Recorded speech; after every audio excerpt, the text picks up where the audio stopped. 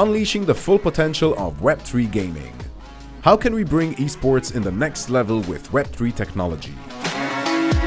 Hello everyone, and today we're going to be discussing here the bridge between esports and the Web3 space. And just to give it a little bit of a context, we've been working in esports as a vendor towards the publishers and game developers such as Riot Games and Tencent. So working in the esports sector and now catering to brands who are willing to enter the metaverse. So we've been working in both of the two, but I'm very curious to listen about the bridge between the two industries. And I'm honored to join today by Dr. Andreas, Maverick, and Mark. So if you first can give your brief introductions, and then we get followed by that. Go first. So hi everyone, my name is Mark. I work practically across emerging technologies, helping companies leverage into new tech and building new products and marketing streams at ProdMark 365. Hello everyone, I'm Maverick. I'm the CEO co-founder of StarHeroes and pretty engaged in the blockchain gaming. Hello everyone, Andreas Mathikolonis, Senior Investment Analyst at Quonota Investments. It's a family office investment firm. If you have a nice project, please come approach me and speak to me. Maybe there are some potentials for collaboration. Thank you. And to begin with, we're going to start with a very general question. So how do you think blockchain technology is going to impact esports? And just as a disclaimer, right now we're going to be discussing drawing a borderline between gaming as a general industry and focusing on esports, which is only a segment of it, and also mostly focusing on the existing esports infrastructure, which mostly is popular among the more traditional Web2 games, but also try to touch bases on the currently existing successful cases of Web3 games.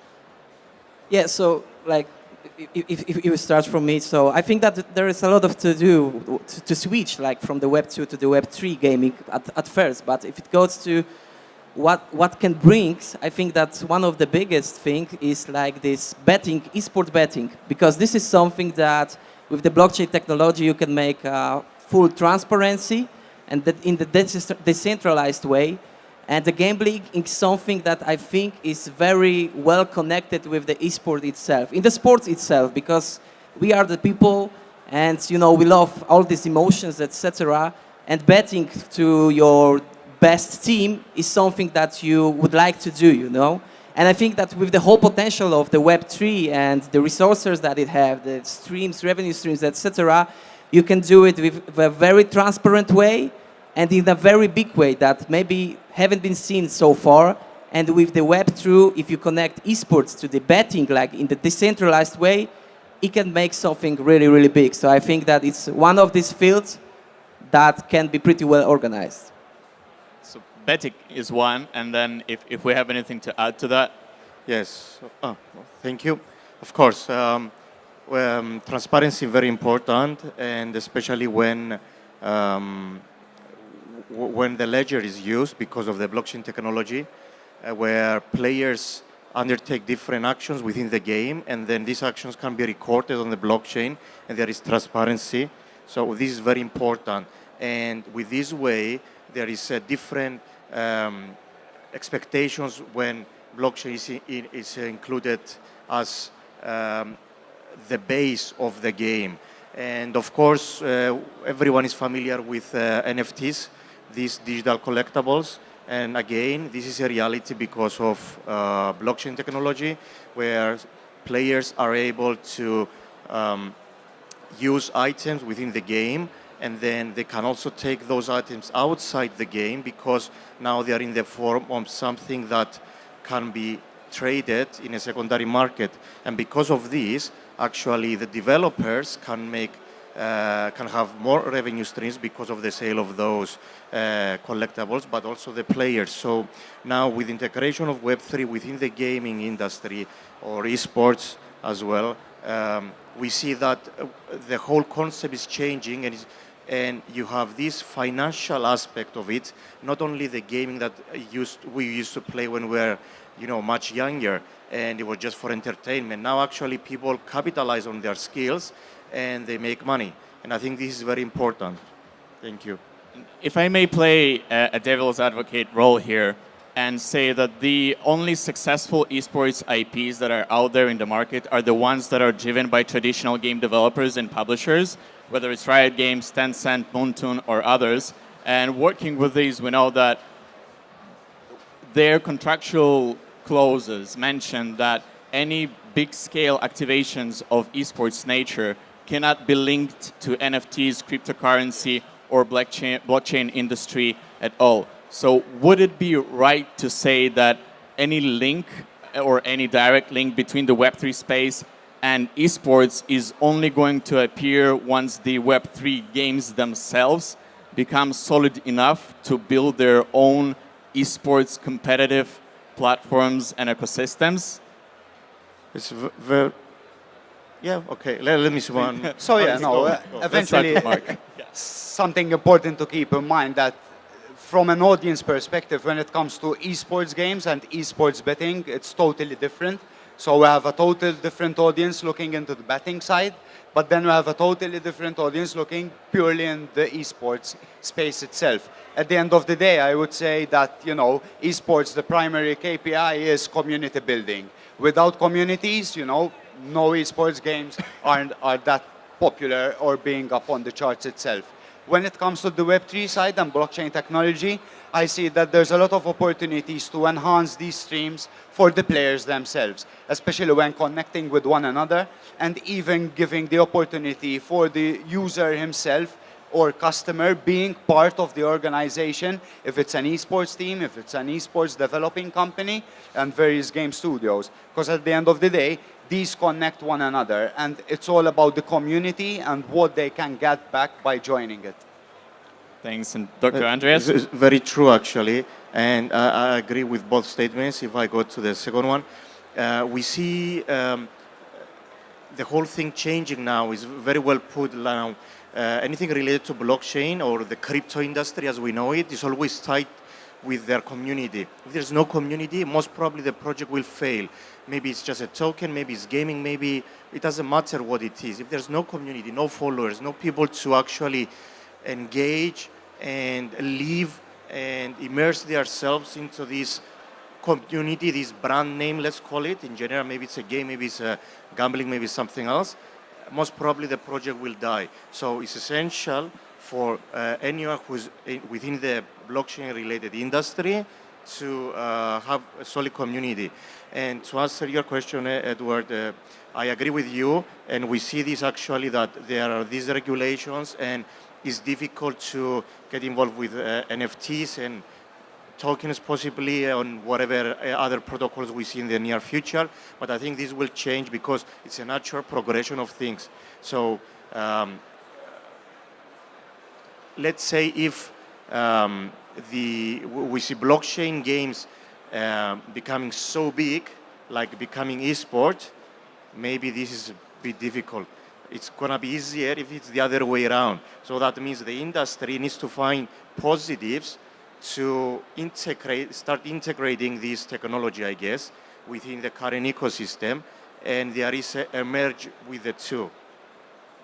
My opinion. But I think that it's worth to add that actually when it comes to the community, you know, the community in the Web3 market comes and goes, you know, depends if you are having pumps or dumps on the market. So I think that the very crucial thing here is to combine the game not only with the Web3 but also with the Web2, to having the exposure for the community of players that will play no matter what the market looks like, etc.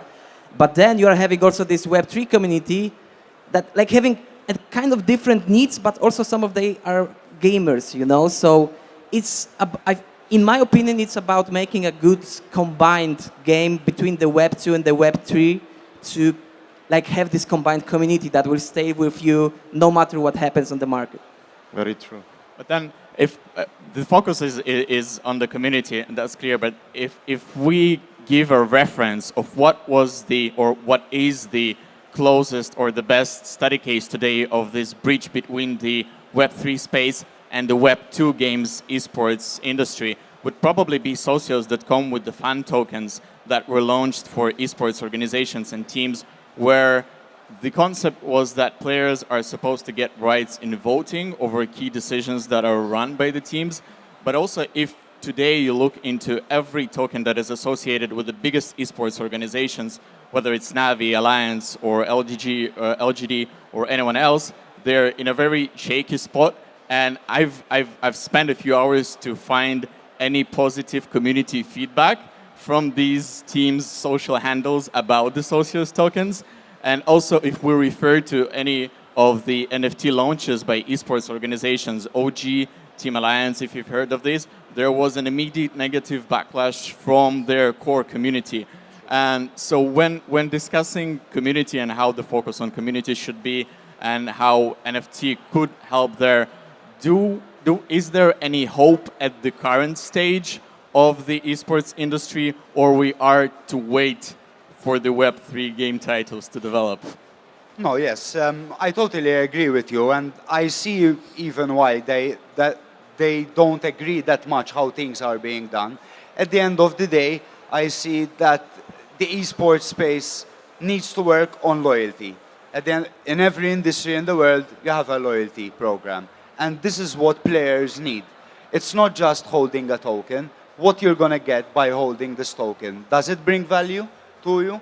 At the end of the day, you know, we can find various tokens that we can jump in, but without a community and without providing the right value and utility, I would say, of holding the token, it's kind of useless being in it. So you just can stay at home and spectate from Twitch, from that area, rather just having a token itself and sitting there and just waiting it, like mentioned, pumping and dumping the token itself. So I see there's potential synergies creating the right loyalty system, as we see in other industries. A good example is iGaming, where in every brand, in every platform, there's a loyalty system. There's a VIP layer where people feel that they're part of the organization itself, rather just being one of the numbers. Very true. Yeah, only adding something, I think that, you know, tokens and NFTs are very great things, like also for players to monetize their skills in the game. But, you know, you can't make a token that will only go up. So it also depends from the market. But I think that what is very important here is to unconnect this token from the inflation that, you know, can dump it lower, because you can, for example, have a different kinds of real year rewards. So you are kind of distributing your revenue stream from the game to this real year pool and then sharing it as a reward for players. It's something new now on the market, but it helps token to grow sustainably and not dump it that much. Dr. Andreas? Yeah, we've seen many fun tokens, and I think the most successful ones are not related to esports. Maybe I'm wrong, but I think the most successful fun tokens are those of the football teams, because the football teams have, you know, the followers. People are already passionate with that brand name of their team, and they go and buy the fun tokens. They trade them a speculative asset, obviously, but at the same time, those football teams, they have given them the opportunity to purchase merchandise, to purchase tickets. So essentially what we see here is whoever issues a token, a fun token, either a Web3 or Web2, or it's a game, esport, a real team, they need to have utility. They need to give opportunity to people, to their fund, to use their token, so there is a reason. And that's why we had backlash before, let's say, with the NFTs, because it was very limited reason. It was just, okay, let's launch NFTs just for the sake of launching NFTs, because this year NFTs are very popular. No, it doesn't work like this. At the end of the day, people will stop doing such actions. Yes, there is hype, but hype is just hype. That's why it's called hype. So essentially, if you have a community, if you have a brand name, you have a good strategy of how to go forward, it's most probably going to be very successful when launching a fun token. Thank you.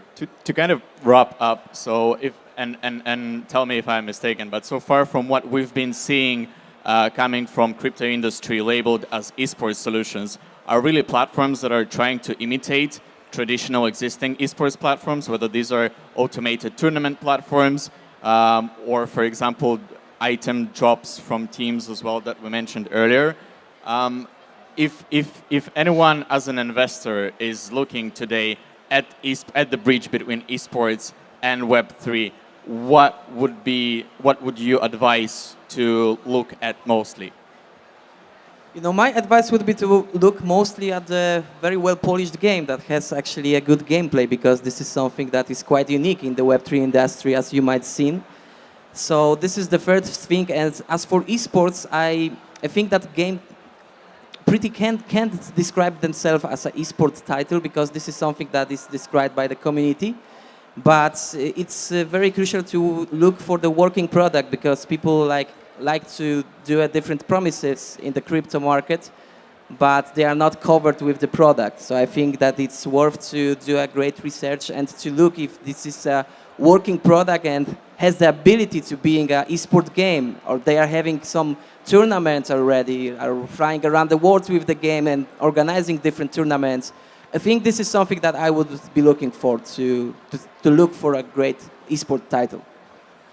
Something I would add, I would say the right product fit is always a must, according to different markets as well. Because at the end of the day, you know, we have different audiences, different markets. So we have to build the right product, being innovative as well, and syncing up with the right teams, including their audience itself.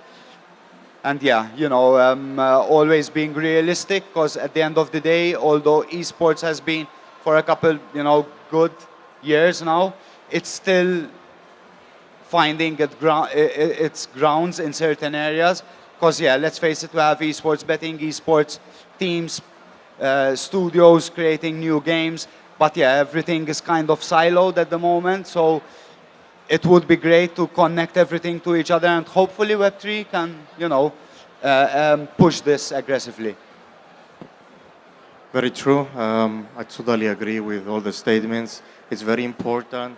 If you're a developer, if to know what you are doing, to have a plan in place. You want to issue NFTs, okay, but please have a reason to do it. If you want to issue a token, by all means do it, but have real reasons. Give reasons to your followers, to your community, to your potential customers to use it, and everybody should be able to engage with what you are building, not on the short term, but on the long term, and of course, to receive feedback and engage with the community. So essentially the community, to give the opportunity to the community to guide you how they would like to see the game unfold. And this is very important, and this is what we're going to see in the near future, I believe. So developers will make a base game, and then in the future of the game will unfold according to how the community would like it to be played, let's say. Thank you. So to summarize, if you're looking for anything as a bridge between the Web3 and esports, keep researching. And if you find anything, do share with us as well. And that's a wrap up. So I hope you did enjoy. And if you have any closing remarks, any of you, please do. And thank you. Yeah, thank you very much. Keep following StarHeroes and GameSwift. Cheers, guys. Thank you, everyone.